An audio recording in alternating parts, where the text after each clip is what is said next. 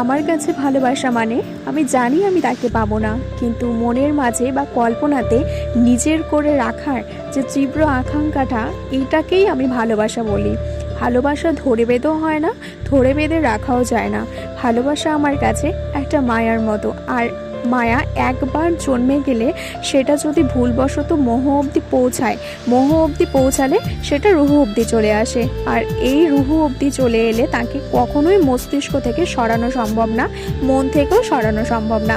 হয়তো আমরা ভোলার জন্য নতুন কাউকে আমাদের লাইফে নিয়ে আসি বা ইনক্লুড করি, কিন্তু আমরা পুরনো মেমোরাইজগুলোকে কখনোই ভুলতে পারি না।